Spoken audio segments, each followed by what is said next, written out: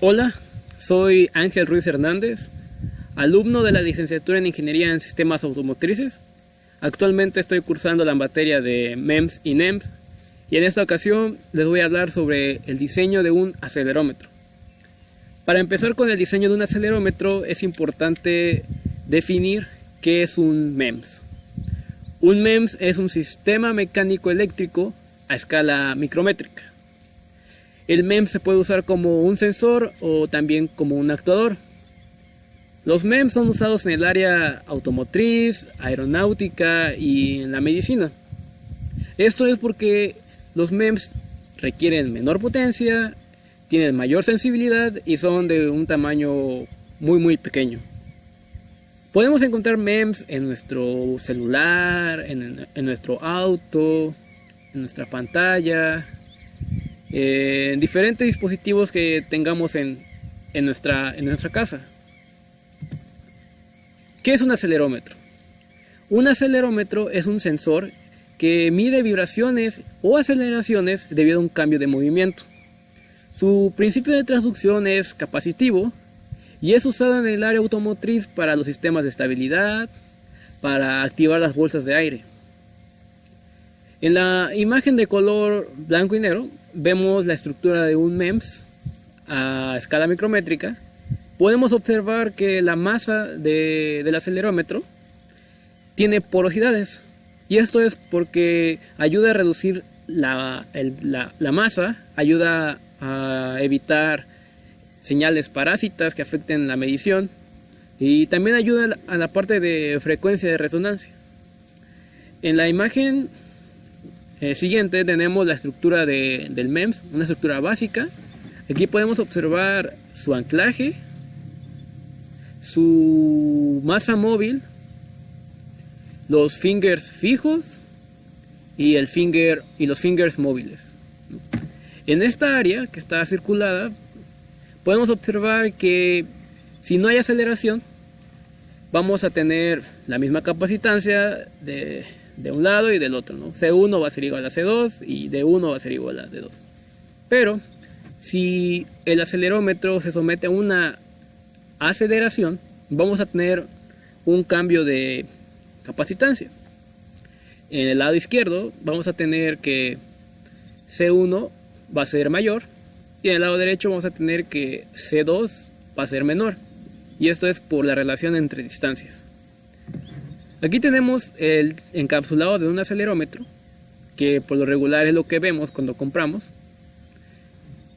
Pero si abrimos ese encapsulado podemos encontrar la estructura MEMS de ese acelerómetro, como se muestra aquí en pantalla.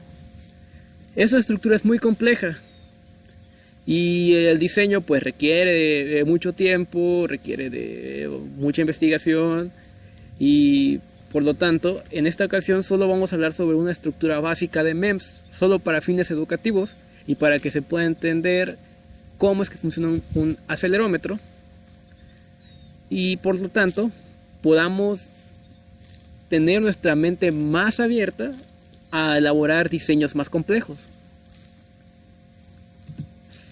Empecemos con los requisitos de diseño. Pues nos piden diseñar un acelerómetro que responda a una aceleración de 5 Gs, cuya capacitancia entre finger fijo y finger móvil va a ser de 0.1 femtofarad. El desplazamiento tiene que ser 10 veces menor a la distancia que hay entre el finger fijo y finger móvil. Este desplazamiento se debe dar cuando el acelerómetro sea sometido a 5 Gs. Tenemos las dimensiones del capacitor. Básicamente debemos empezar a diseñar un acelerómetro tomando en cuenta un capacitor, ya que el principio de transducción del acelerómetro es capacitivo. Entonces tenemos dos placas cuyo material dieléctrico puede ser aire, helio, es decir, puede ser un gas o puede ser un líquido. En el caso de un acelerómetro es necesario tener como dieléctrico el aire. Entonces, el área que va a estar en contacto con nuestro material dieléctrico y que va a generar el campo magnético es decir, donde se va a generar la capacitancia, va a estar dada por una longitud LFV y un espesor T. Es decir, toda esta parte va a ser el área. Ahora bien, la distancia que va a estar separando estas placas va a ser de distancia D. La profundidad de los fingers móviles puede ser elegida por consideraciones ya sea de tamaño o por consideraciones de cómo lo decida el diseñador. No es tan necesario ahorita definir cuánto es la profundidad, pero la vamos a dejar como VF. Además, observen que hay una longitud S. Esa longitud S se considera ya que necesitamos un espacio para que el acelerómetro pueda hacer su movimiento y no haya roces, es decir, que no se genere fricción entre componentes. Entonces dejamos ese espacio del finger adicional para que no haya esos roces, porque la capacitancia se verá afectada cuando generen esos roces. Entonces no queremos que pase eso, no queremos perder capacitancia, no queremos tener pérdidas. Pasemos a las dimensiones del acelerómetro. Se propone hacer un acelerómetro tipo Kraplek cuyo ancho es LMT. LMT está dado por 2 veces la profundidad del resorte más LP, donde LP está dado por LF, y LF es igual a 3 veces la profundidad del finger más 2 veces la distancia del dieléctrico. Volviendo a LMT, tenemos que además que se le suman 2 veces LF, pero sabemos que LF es igual a LP, entonces tendremos que LMT va a ser igual a 2 veces la profundidad del resorte más 3 veces LP, ¿no? Ahora, LF, ¿quién es LF? Pues LF es el espacio o la longitud que se va a tener desde el finger fijo 1, un espacio de dieléctrico, más el finger móvil, más otro espacio de dieléctrico, más otro finger fijo. La suma de toda esa longitud va a ser LF. ¿Y quién es LFI? Pues LFI es LFV, la longitud que va a ser parte del área de la capacitancia, más S. S es el espacio que se va a tener entre finger fijo y la masa, para evitar roces. Ahora tenemos aquí también el espesor del resorte y el espesor de la masa. Como el resorte pues debe ser elástico, no necesitamos un espesor muy grande, necesitamos que el espesor sea pequeño, por lo tanto TK va a ser diferente a T. Por la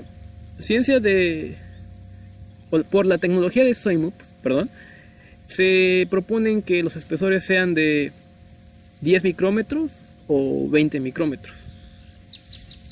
Entonces este es nuestro modelo, como pueden observar, y a partir de ese modelo que tenemos vamos a hacer los cálculos de las dimensiones es decir, vamos a hacer cálculos para mecánica de sólidos y los cálculos para electrostática. Para la parte electrostática tenemos que el material dieléctrico va a ser helio, cuya permitividad relativa es de 1.000065. La longitud LFV va a ser de 1 por 10 a la menos 5 metros. El espesor va a ser de 1 por 10 a la menos 5 también. Es decir, vamos a tener un área cuadrada. Y además, la profundidad del finger también va a ser 1 por 10 a la menos 5 metros. Tenemos el modelo matemático de la capacitancia, ¿no? Entonces, aquí nos dice que la capacitancia está dada por la permitividad del vacío, la permitividad relativa el área de contacto con el material dieléctrico y el desplazamiento y la distancia del material dieléctrico. Es decir, que es proporcional a la permitividad relativa, permitividad al vacío y al área, e inversamente proporcional a la distancia del material dieléctrico. Como nosotros ya tenemos como requisito de diseño la capacitancia, entonces no es necesario calcular la capacitancia. Además ya tenemos el área que vamos a estar manejando, tenemos las permitividades, pero no tenemos la distancia. Entonces vamos a calcular la distancia haciendo un despeje. Ahora en vez de capacitancia vamos a calcular distancia.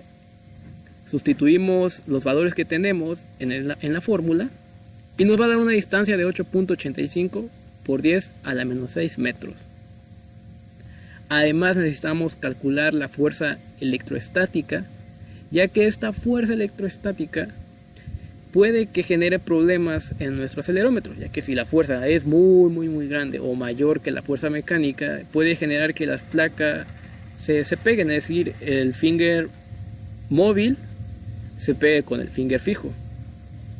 Entonces, para calcular la fuerza electroestática, tenemos que la fuerza electroestática es 1 medio por la permitividad multiplicado por el área multiplicado por un voltaje VA elevado al cuadrado y dividido por la distancia elevado al cuadrado. Entonces, si sustituimos estos valores en la fórmula, vamos a tener una fuerza electroestática de 5.61 por 10 a los 12 newtons. Aquí hay que hacer un paréntesis con la parte del voltaje de VA, ya que aquí se propuso un voltaje VA de 1 volt, pero probablemente cambie ese voltaje VA porque debemos de contemplar el voltaje crítico, y ese voltaje crítico es el voltaje máximo que podemos tener o que le podemos suministrar a nuestro acelerómetro, porque si nos pasamos de ese voltaje crítico vamos a tener problemas en nuestro acelerómetro, en nuestras mediciones, podemos quemar nuestra estructura. Entonces tenemos que siempre tener un voltaje VA menor al voltaje crítico, que lo vamos a calcular más adelante. Pasamos a la parte mecánica. Entonces, para empezar con la parte mecánica, vamos a decir que el módulo de Young del silicio es igual a 170 por 10 a la 9 pascales, y la densidad del silicio es igual a 2339 kilogramos sobre metro cúbico. Entonces vamos a estar hablando aquí de fuerzas, vamos a estar hablando de aceleraciones, vamos a estar hablando de movimiento. Entonces esto nos lleva a la parte de que tenemos que tomar en cuenta las leyes de Newton, y en este caso pues va a ser la segunda ley de Newton, que es igual a que la segunda ley de Newton nos dice, fuerza es igual a masa por aceleración. Además, como nuestro acelerómetro va a estar conectado a unos resortes, y al hablar de resortes es hablar de una fuerza involucrada ahí, y cuya fuerza va a estar regida por la ley de Hooke.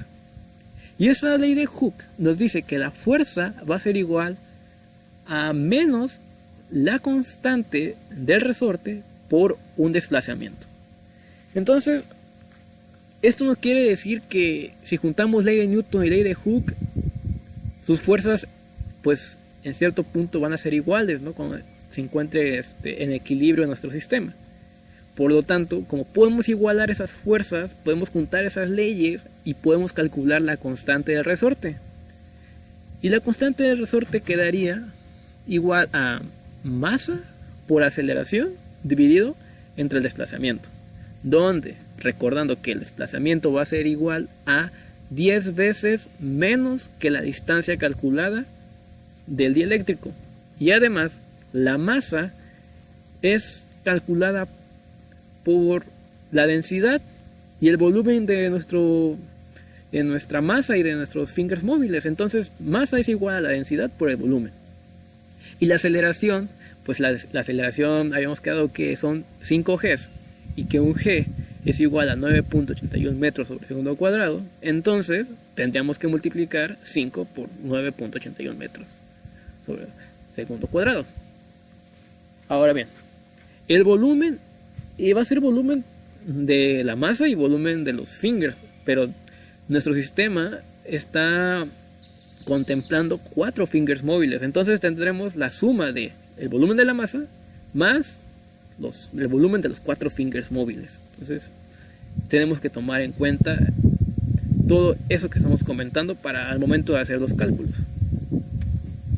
Ahora vamos a hablar sobre la variación de desplazamiento y variación de capacitancia, ¿no? Nuestro acelerómetro se va a estar moviendo en el eje X de manera positiva, así como marcan las flechas, ¿no? Se va a mover de izquierda a derecha. Es decir, en la parte de C1, o lo consideramos como capacitor 1, vamos a tener D más el desplazamiento, ¿no? O sea, un espacio más grande. Y en la parte del capacitor 2 vamos a tener D menos el desplazamiento, o sea, se va a reducir ese espacio. ¿Y esto qué nos quiere decir? Pues esto nos quiere decir que C1 va a ser menor que C2. O sea, la capacitancia 1 va a ser menor que la capacitancia 2. Entonces, para calcular su capacitancia, pues, volvemos al modelo matemático de la capacitancia o del capacitor. Solo que aquí le vamos a sumar el desplazamiento para C1 porque aumentó la distancia, y para C2 le vamos a restar el desplazamiento porque disminuyó. Aquí tenemos la permitividad, que la permitividad va a ser igual a permitividad del vacío multiplicado por la permitividad relativa, y el área va a ser igual a LFT por el espesor, es decir, LF o T y el espesor. Entonces aquí vamos a buscar cuál es la variación de capacitancia, o sea, cuánto varió esa capacitancia, porque lo que queremos hacer nosotros es medir variación de capacitancia para saber cuánto se está acelerando o desacelerando pues un vehículo, por ejemplo, ¿no? Entonces necesitamos saber la variación de capacitancia. Pues la variación de capacitancia va a ser la diferencia entre C2 menos C1, ¿no?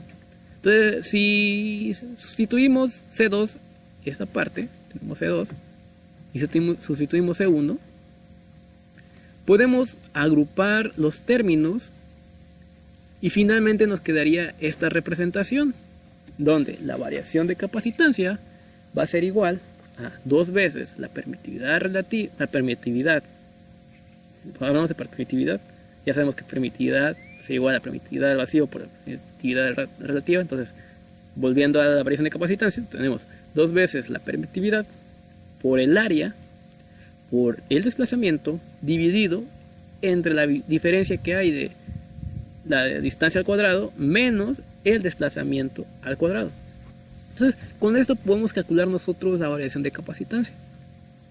Ahora, en caso contrario, que nosotros sepamos la variación de capacitancia, pero queremos saber los desplazamientos con base a las variaciones de capacitancia, entonces podemos convertir esto en una ecuación de segundo grado, nada más reagrupando y reordenando. Aquí tenemos una ecuación de segundo grado que al resolverla nos va a dar 2 soluciones, y solo una solución de ellas va a ser el desplazamiento que se va a estar teniendo en el finger móvil. Ahora vamos a calcular la longitud del resorte. Bueno, como nuestro acelerómetro es de tipo Kraplek, entonces vamos a optar por la siguiente fórmula, considerando que L va a ser mucho más grande que LC. En nuestro caso nosotros lo dejamos como LK, anteriormente así lo mencionamos. Entonces tenemos que la constante de resorte va a ser aproximadamente 4 veces el módulo de Young por la profundidad por el espesor entre L elevado al cubo. Aquí nosotros pues sabemos que el espesor de ley debe ser pequeño, entonces pues no lo vamos a calcular, lo vamos a dar, ¿no? Vamos a decir, pues tal valor es el espesor, ¿no? Y la profundidad, pues queremos una profundidad que no sea tan grande. Entonces esa profundidad pues tampoco podemos considerarla como un cálculo y la podemos dar nosotros. Lo que sí no podemos dar, y que sí es muy importante, es L, la longitud del resorte. Entonces optamos por calcular L con base a los parámetros que ya tenemos, ¿no? Entonces, como dimos nosotros que tal valor de espesor, sabemos la constante del resorte porque ya la calculamos anteriormente. Ya tenemos la fórmula que calcula esa constante.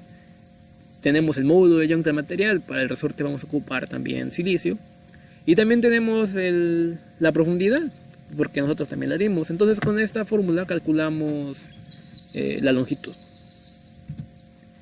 Y ahora vamos a la parte de voltaje crítico. Como lo mencionamos anteriormente, voltaje A debe ser menor que voltaje crítico. Para calcular el voltaje crítico, pues tenemos que voltaje crítico es igual a la raíz la raíz de una división donde 8 por d al cubo por la constante k es dividida entre 27, entre el producto de 27 por la permitividad del vacío, por la permitividad relativa y por el área de la sección que está en contacto con el dieléctrico. Entonces con esa fórmula podemos calcular el voltaje crítico. Finalmente, ya de hacer todos los cálculos, porque utilizamos nosotros Excel para hacer unos cálculos más precisos y automatizar el proceso de cálculos. Entonces tenemos aquí ya calculada la longitud del resorte, que nos dio una longitud de 4.13 por 10 a la menos 4 metros. También tenemos calculada la gravedad, que es 4.91 por 10 a la 1, o es decir 49.1 metros sobre segundo cuadrado. Tenemos que el desplazamiento debe ser 10 veces menor que la distancia. Entonces, la distancia es de 8.85 por 10 a la menos 6. Entonces el desplazamiento debe de ser 8.85 por 10 a la menos 7, o sea 10 veces menor. Tenemos la constante del resorte total, que nos da 9.62 por 10 a la menos 13. Tenemos el volumen de la masa, que es 6.92 por 10 a la menos 14 metro cúbico. Tenemos el volumen de los fingers, que es 5.33 por 10 a la menos 15 metro cúbico. Entonces el volumen total es 7.46 por 10 a la menos 14. La masa total pues es de 1.74 por 10 a la menos 10. La fuerza electrostática nos dio que es 5.65 por 10 a la menos 12. Y la fuerza mecánica es 8.52 por 10 a la menos 9. Aquí podemos observar que la fuerza mecánica es mucho más grande que la fuerza electrostática. Entonces son buenas noticias porque no vamos a tener problemas de electrostática, de que se peguen nuestras placas, porque la fuerza mecánica va a ser mucho más grande. Entonces ahí estamos bien. Ahora pasamos al voltaje crítico. El voltaje crítico nos dio 47.27 volts. Y nosotros propusimos un voltaje VA de 1 volt. Entonces VA es pequeño a comparación de voltaje crítico. Entonces también estamos bien. Tenemos un voltaje correcto. No vamos a tener problemas con el aspecto de los voltajes. Entonces estamos bien, ¿no? También calculamos los datos para dimensionar nuestra estructura completa del acelerómetro. Tenemos el FV, tenemos TK, que es el espesor del resorte, tenemos el espesor de la masa, de los fingers móviles, y tenemos la distancia, la profundidad, tenemos todos los datos. Entonces todos estos datos que tenemos, todos los vamos a ocupar para hacer nuestra simulación. Y ahora es turno de analizar de manera analítica el desplazamiento con respecto a la variación de capacitancia. Entonces, anteriormente nosotros teníamos que la fórmula para calcular la constante K era igual a masa por aceleración sobre el desplazamiento. Pero ahora nosotros queremos saber qué tanto de desplazamiento se fue dando por variación de aceleración. Entonces nosotros ya sabemos de ley cuánto vale la constante K. Entonces podemos sustituir o despejar X aquí y podemos calcular el desplazamiento. Por ejemplo, para una aceleración de un G tenemos un desplazamiento de 1.77 por 10 a la menos 7. Para un desplazamiento de 2G tenemos un desplazamiento de 3.54 por 10 a la menos 7. Entonces eso quiere decir que mientras más aumentan los Gs, más va a ir aumentando el desplazamiento. Ahora vamos a calcular la variación de capacitancia. Aquí vamos a tomar en cuenta la fórmula anterior que nosotros encontramos a partir de los cambios de capacitancia C1 y C2. Entonces vemos que la variación de capacitancia cuando aplicamos un G es de 4 por 10 a la menos 18 farad. Cuando tenemos una aceleración de 2G es de cuando tenemos una aceleración de 2G, la variación de capacitancia es de 8.01 por 10 a la menos 18 farad. Entonces eso también quiere decir que mientras más aumenta mientras más aumenta la aceleración, más va a aumentar la variación de capacitancia. Entonces ahí ya vamos dando la relación entre variación de capacitancia con respecto a aceleraciones, qué es lo que queremos saber, ¿no? ¿Qué es lo que queremos medir? ¿No? Queremos medir capacitancia con respecto a las aceleraciones que se están dando. Entonces aquí ya tenemos nuestra relación. Entonces ahora pasamos a calcular C1. Sabemos que C1 pues va a tener un espacio más grande, ¿no? Pues por ende su capacitancia va a disminuir. Y en C2 pues su espacio va a ser menor, entonces su capacitancia va a aumentar, porque entre más cerca están las placas la capacitancia es mayor. Entonces aquí tenemos que cuando se da una aceleración de 1G, la capacitancia en C1 es de 9.6 por 10 a la menos 17. Y en C2, o sea, la capacitancia en C2 es de 1.04 por 10 a la menos 16. Entonces eso nos dice que en C1 es menor que C2. Y si nosotros hacemos esta diferencia de C2 menos C1, pues vamos a tener la variación de capacitancia también. Entonces ya tenemos de manera analítica nuestros valores de variación de capacitancia, los valores de capacitancia, de aceleración, los desplazamientos. Entonces ahora vamos a comprobar que todos estos cálculos que hicimos coincidan con el simulador, con la simulación. O al menos que se aproximen, ¿no? Que no tengan un error muy grande. Entonces pasemos al simulador.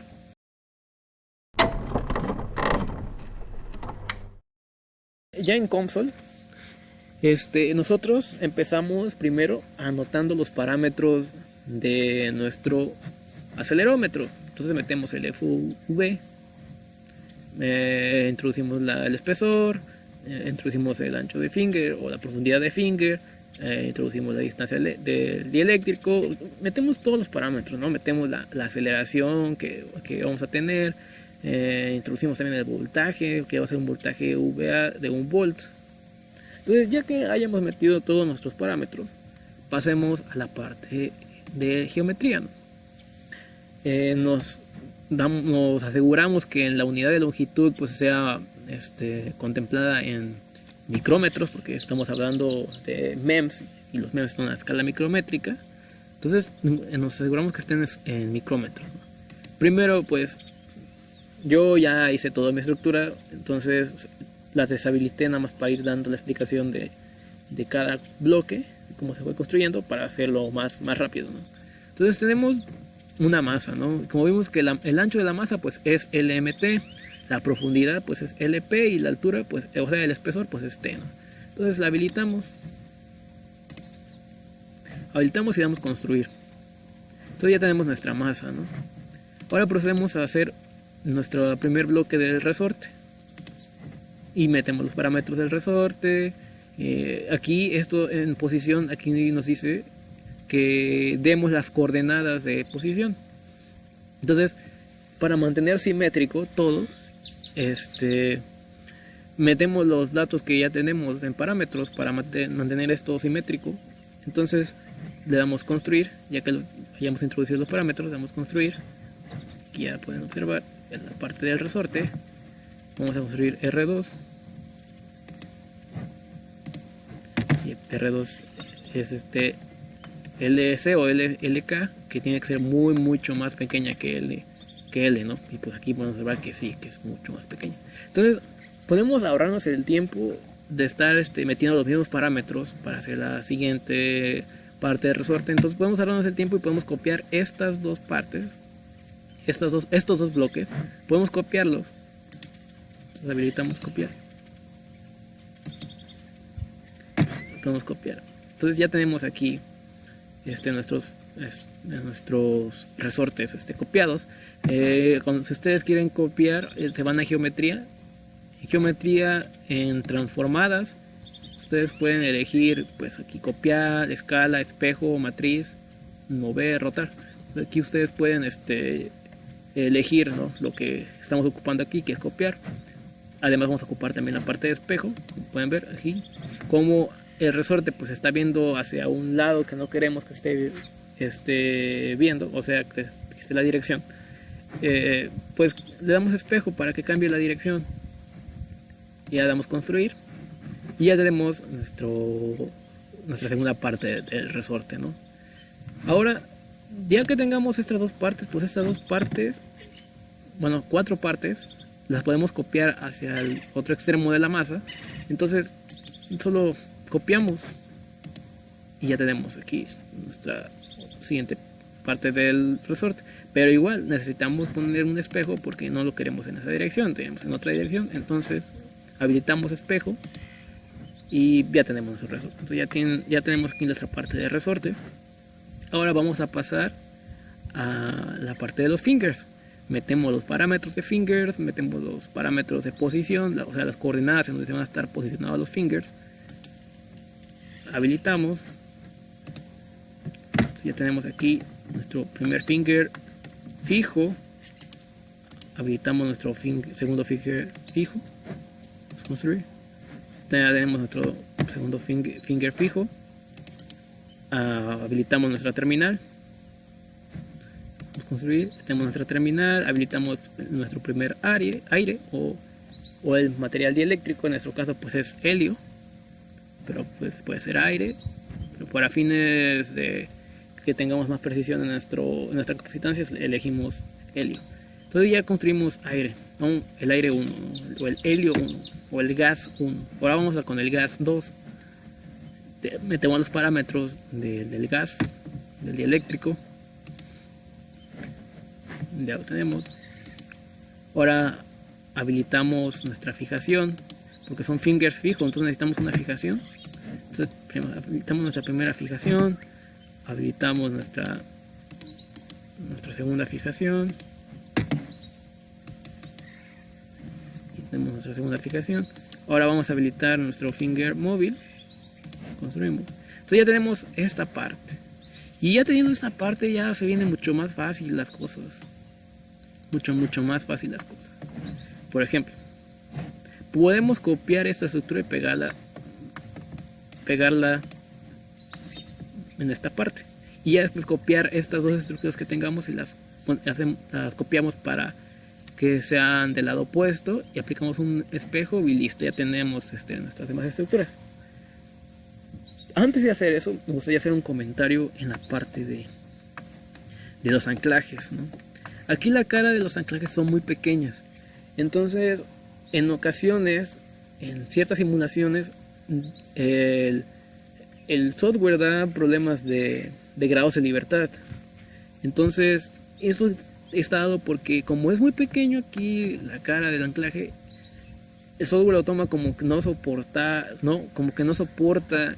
la fuerza que se le está dando. Entonces pues se me ocurrió habilitar una fijación aquí que sea mucho más grande y que puedas aguantar mucho mejor las fuerzas o las aceleraciones. Y hacemos lo mismo, ¿no? Tenemos esta parte, la hacemos acá. Entonces creamos otra nueva fijación. Entonces ya tenemos otra fijación aquí. Y como queremos que esto lo tengamos similarmente acá, pues creamos una copia. creamos una copia y construimos. Y listo, ya tenemos nuestros anclajes. Entonces ahora ya podemos proceder a la parte de hacer el copiado de nuestras estructuras, de los fingers fijos, fingers móviles y el dieléctrico. Entonces copiamos, ya tenemos aquí nuestra segunda parte, y ahora estas partes las podemos copiar para el lado opuesto. Construimos y ya tenemos aquí nuestras partes, pero como no lo queremos así, podemos aplicar un espejo. Construimos y ya tenemos nuestro espejo, ¿no? Entonces ya tenemos aquí nuestro espejo. Ahora pasemos a la parte de materiales. Ya que tengamos ahora sí todo nuestro acelerómetro hecho, pasamos a la parte de materiales, ¿no? Esperemos un momento. Y aquí estamos, ok. Y en helio pues es nuestro dieléctrico. Y necesitamos ahora elegir quién va a ser nuestro dieléctrico. Entonces aquí elegimos nuestro material dieléctrico. Y dice que aquí hay un problema de módulo de Young. No sabe, ¿no? No hay problema, no hay que preocuparnos. Solo hay que decirles que esto pues va a ser con un dominio deformante. Entonces nos vamos a la parte de definiciones, en Ale Maya móvil, y aquí elegimos dominio deformante. Como yo ya lo tenía acá en dominio deformante, ya la malla móvil ya la tengo en esta parte, nada más hay que elegirlos. Entonces podemos elegir los dieléctricos que se van a deformar, van a hacer aire, y listo. Ahora vamos a la parte del silicio. Aquí en el silicio tenemos nuestro material de silicio, que parece que no. Sí, están. Helio también. Ok. Ahora vamos a elegir quiénes van a hacer silicio. Entonces vamos a elegir todos nuestros materiales de silicio. Aquí hay una forma y también podemos decir todos los dominios.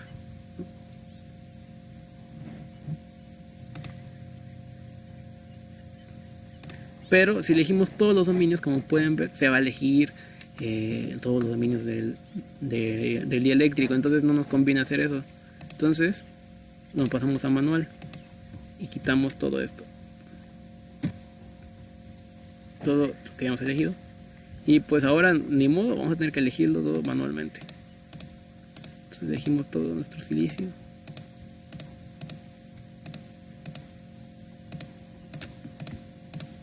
Elegir. Sí, son muchos elementos los que se deben de elegir, pero hay que tener también cuidado porque se nos puede pasar un elemento. Entonces ahí vamos a tener problemas en la simulación. Probablemente no corra, o probablemente sí les corra, pero les va a correr con errores. Ok. Aquí ya está. Entonces, a ver, vamos a ver si ya está. Sigue dando error. Ok, vamos a ver con el helio. Se sigue dando error. Pero ya están los dominios deformantes. Quién sabe por qué sigue dando error, vamos a checar.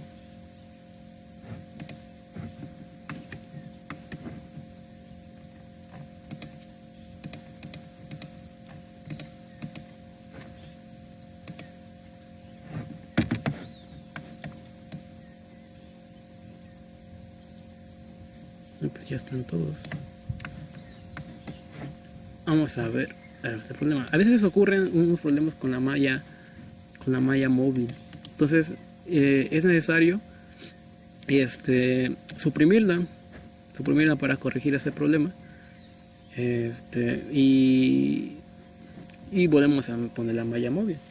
No hay que preocuparnos. A veces el software pues se traba o hay algún problema ahí con el software, pero vamos a poner otra vez con otra vez el dominio deformante. Esperemos. Y volvemos a elegir.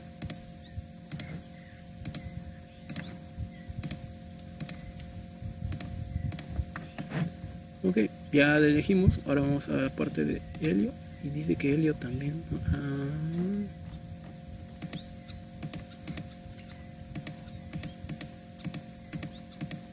No, pues.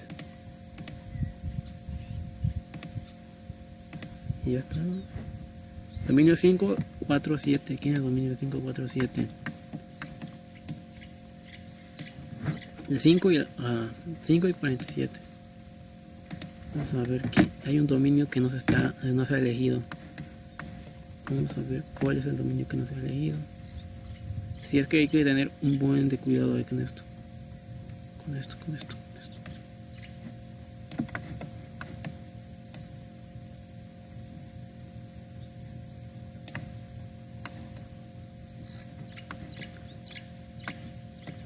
47 dice que no está. No, pero está raro, está muy raro que siga dando siendo 4 y 7. ¿Quién es 4 y 7?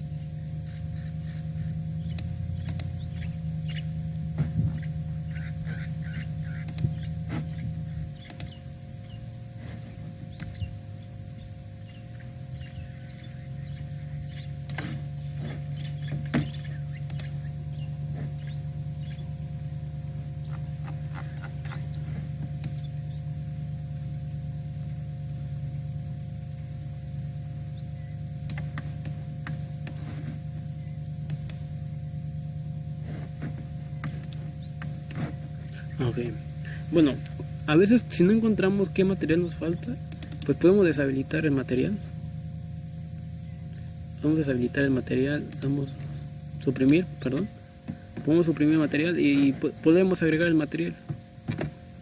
Si tenemos esos problemas, es necesario pues eliminar y volver a hacer, porque estar buscando pues si no nos ayuda. Entonces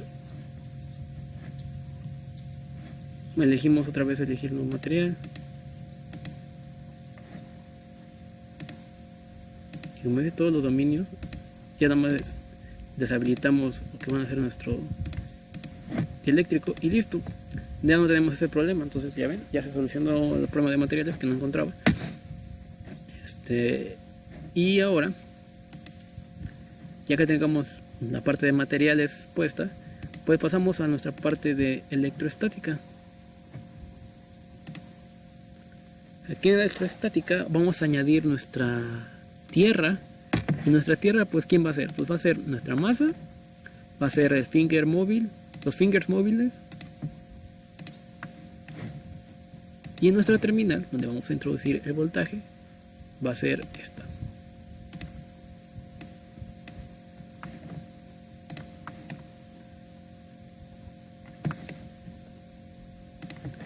Estas van a ser nuestras terminales.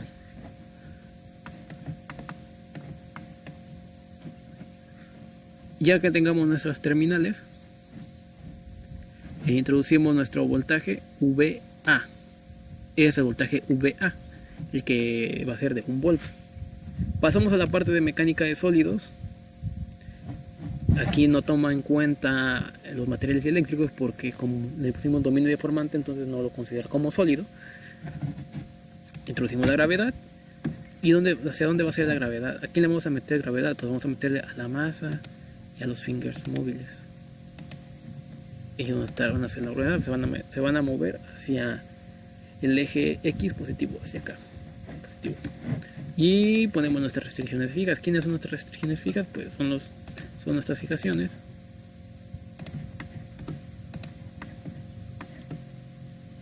Perdón, no estaba eligiendo, ahora sí.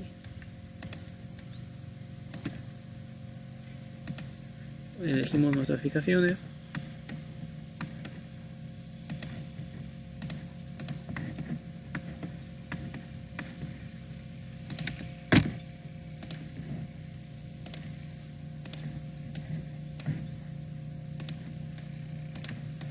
Ya que estén nuestras fijaciones aquí, pues ya listo, ¿no? Ya tenemos esta parte.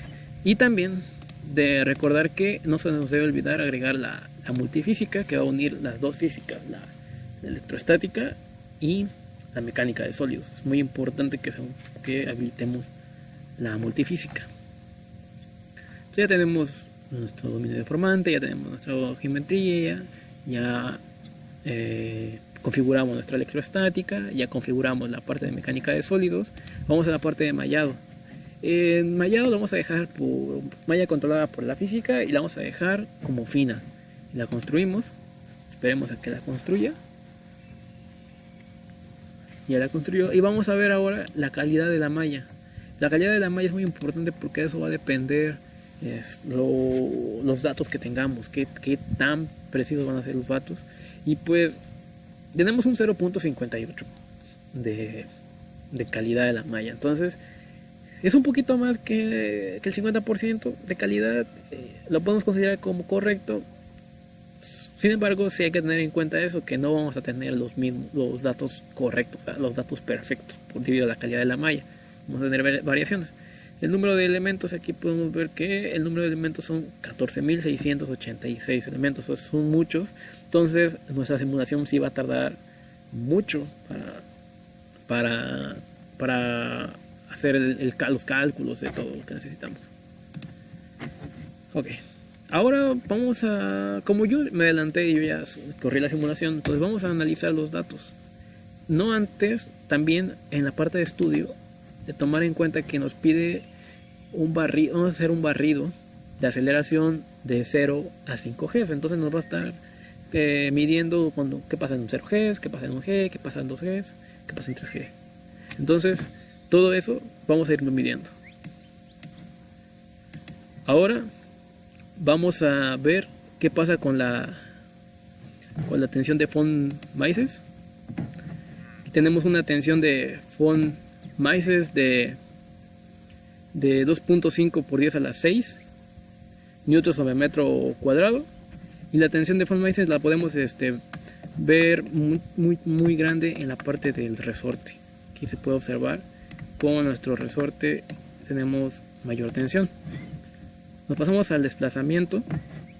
Aquí podemos comprobar que efectivamente se está desplazando 10 veces menos la distancia a 5 G. Aquí tenemos 10 veces menos la distancia a 5 G. Ya aquí pueden observar como si se desplazó nuestro finger móvil. Entonces, como es la distancia si es 10 veces menos, o sea 0.8 micrómetros, los cálculos pues parecen que sí son correctos. Ahora tenemos la gráfica de 1D del desplazamiento con respecto a las aceleraciones. Vemos cómo por cada aceleración pues va aumentando el desplazamiento, ¿no? Cuando tenemos 5G, pues el desplazamiento es 0.85 micrómetros. Ahora vamos a ver el potencial eléctrico. Aquí podemos ver el potencial eléctrico, cómo el potencial eléctrico está actuando entre finger fijo y finger móvil. Cómo se está dando aquí el potencial eléctrico. Tenemos el máximo de 1 volt, y en promedio tenemos aquí en nuestro dieléctrico tenemos 0.5 volts de potencial. Ahora vamos a observar la capacitancia contra aceleración. Entonces, mientras más aumenta la aceleración, pues tenemos mayor capacitancia. Aquí, pues en teoría tendríamos que haber tenido 8 por 10 a la menos 16 farad, pero pues tuvimos variaciones, tuvimos pérdidas, y esto debido a que, como comenté anteriormente, la calidad de la malla pues no es muy buena. O sea, sí es aceptable, pero no es muy buena para que tener los cálculos ideales que se quiere. Entonces, pero pues vemos que sí fue variando, o sea, fue aumentando la capacitancia con la aceleración, y por obvias razones la capacitancia con respecto al desplazamiento pues igual fue aumentando. Ahora pues es importante analizar qué está pasando en un en un capacitor y en otro capacitor, ¿no? Por ejemplo, ¿qué está pasando aquí? ¿Y qué está pasando aquí? En C1 y C2. Entonces deshabilitamos las copias que teníamos anteriormente, las deshabilitamos. Deshabilitamos y vamos a estar trabajando solo con la parte de C1, de capacitor 1. Entonces vamos a estar trabajando solo con esta parte, solo con esta parte. Y vamos a ver qué es lo que está pasando. Y vamos a simular. Vamos a simular. A ver cuánto tarda. Espero no tarde mucho. Si tarda mucho, vamos a omitir esa parte del cálculo y vamos a reanudar con este calculado.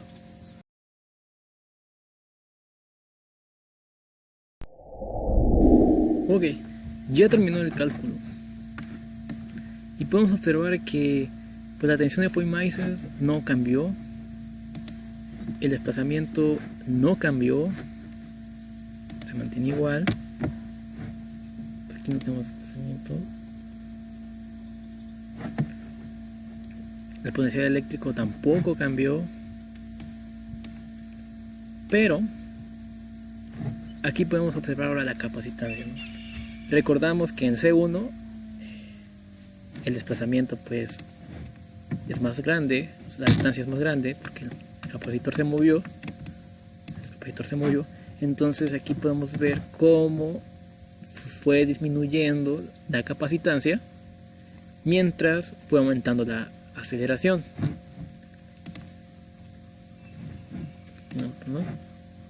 Mientras fue aumentando la aceleración. Ahora si nosotros hacemos lo contrario, habilitamos el aire 1, el aire 2 y deshabilitamos aire 1, pues aquí como el capacitor, el finger móvil, se movió hacia la derecha, entonces aquí el espacio pues va a disminuir y obviamente la capacitancia pues va a aumentar. Aquí como cambiamos, vamos a asegurarnos que esté todo bien, dominio deformante y lo del material. Como habilitamos y deshabilitamos y ya está listo. Y ahora procedemos a calcular. Mientras calcula, igual vamos a dejar un espacio y vamos a retomar otra vez cuando el cálculo ya esté hecho.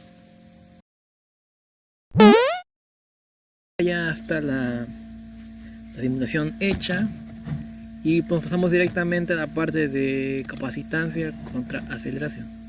Ahora aquí pues podemos observar cómo la capacitancia fue aumentando con respecto a las aceleraciones y pueden observar que pues igual no se alcanzó el valor de capacitancia esperado, tuvimos pérdidas, pero esto fue debido al mallado,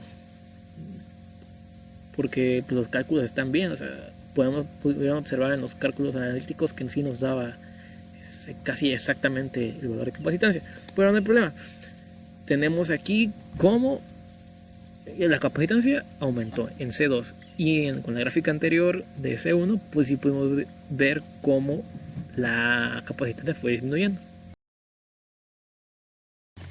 Bueno, ahora vamos a analizar los resultados que obtuvimos de la manera analítica y de la forma del simulador.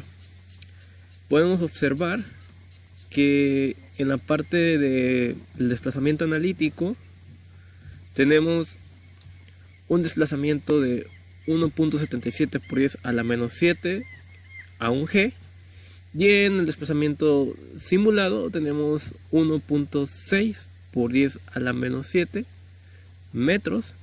El error nos da del 10%, esto quiere decir que no es mucha diferencia entre desplazamientos.